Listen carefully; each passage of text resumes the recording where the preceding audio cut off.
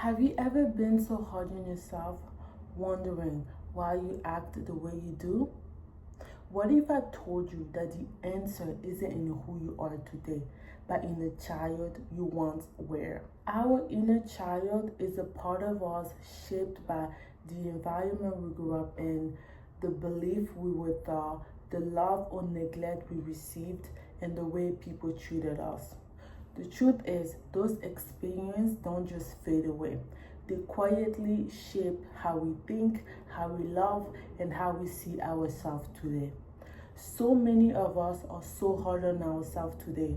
We judge who we are today without realizing that many of our patterns started long before we can even understand them. For me, I realized that I didn't remember much about my childhood. When I started my healing journey, I wanted to remember how I was when I was 6, 7, 8, all the way down to even 13. But I couldn't remember like how was Christmas, how was my birthday. I couldn't remember none of those experiences. The only thing that I could remember is how hard it was growing up, how much I had to do more than the others, how much I had to people please just to fit in, just to be liked, just to get compliments. And recently, I finally got the courage to ask my aunt how I was as a child. That's when she told me that when I was 2 years old, there was a specific day that my dad went to arrest someone because he was a policeman, and that arrestment was bad. The person had, there was a lot of things that went down. The person had like a bomb or anything like that, and my dad ended up in a coma. And when that happened, my mom had abandoned me, so she left me with people and she just left. And so that's when she told me that my grandma is the one that saw me. And the story is, it's a bit more sad when she told me about it. I had so much compassion on myself because she told me that my grandma will see that a little child, she was dirty, I was sad, I was always on my own because I didn't have a family. And yeah, so she took me. So I was with my grandma from the age of 2 to the age of 6, 7, I think. And then after that, I had to move to go live with my dad's sister because they wanted me to get education. They wanted me to go to school, so I went to live with her. But I just knew that the environment was just so different. Like my cousins, sometimes they would go see the other families and I would stay home, or I just had to do more just to get compliments, just to get noticed or anything like that. It was just hard.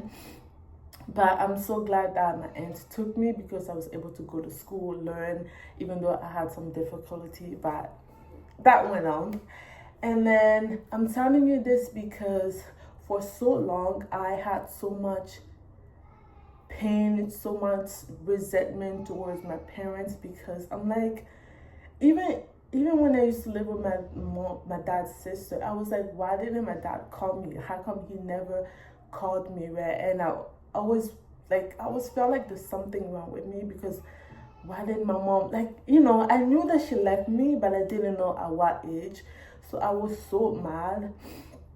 And even though when I started my journey, I was able to forgive them because I didn't want to hold that anger, that lower frequency inside of me. But when she told me that story, and also I remember a couple years ago, my dad would call me, but whenever he would call, I would sometimes answer, sometimes I wouldn't even answer because I'm like, he didn't care back then. Like, why didn't he care now that I'm grown, right? So I was just like, I didn't want to talk to him.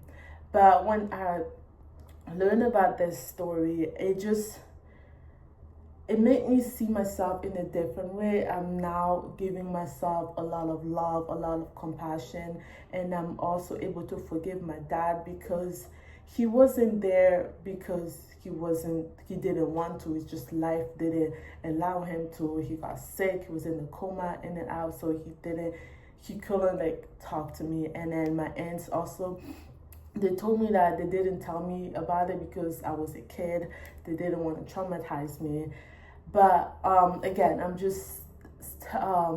I am so glad that I was able to ask that story, because now I'm able to give myself a lot of things that I didn't get. And now when I make mistake, I'm able to see that it's not because like I don't want to do it, but it's just like, you know, I didn't have that love as a child. I wasn't carried the way that other people were as a child. And I'm able to now, like, even like a couple years ago, I had so much shame towards myself. I wouldn't look at myself in the mirror. I wouldn't think that I'm pretty.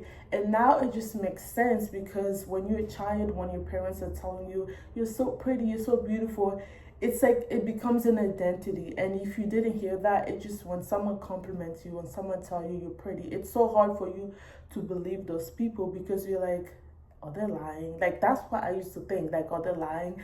And I would look at myself in the mirror and be like, I literally think that I'm ugly, and I hate it. I think I have a video that I talked about this. I hated looking myself in the mirror because I did not see the beauty. I did not see anything like that. This is why it's so important to revisit your inner child, to ask the hard questions, to look back at the environment and the belief you observe. Because until you do, you will keep blaming yourself or living with anger that doesn't belong to you. Understanding your inner child isn't about being stuck in the past. It's about finding compassion for yourself. It's about understanding that the version of you that acted out of pain, out of fear, wasn't broken. She was just carrying wounds that she didn't even understand. Get curious about your story. Ask questions. Journal. Talk to family members if you can. Understanding brings clarity. Have compassion for the child you once were. Instead of judging yourself today, realize that you were just trying to survive the only way you knew how. And reparent yourself. This is so important. Give yourself what you didn't have back then. I myself, I didn't get the love, I didn't get the forgiveness, I didn't get the compassion as other child did. I didn't know that I was beautiful. I didn't get those compliments. And when I started giving myself that love, that safety, that compassion, that forgiveness, a lot of things changed. My energy changed. I started caring more about myself and understanding what happened in the past. I couldn't change it, but now I have an option. Now I have another opportunity to be the person I was supposed to be before all of that happened. Just to recap everything we talked about, here are the takeaways for this video. The first one is your inner child holds the keys to why you think, feel, and act the way you do today. Revisiting your story isn't weakness, it's freedom. And when you learn to reparent her, you stop blaming yourself and start healing yourself. If you've been hurting yourself, pause, look back, understand the child you once were. She deserves compassion, and so do you. And when you give her that, your life begins to change. Be safe, and I will see you in the next video.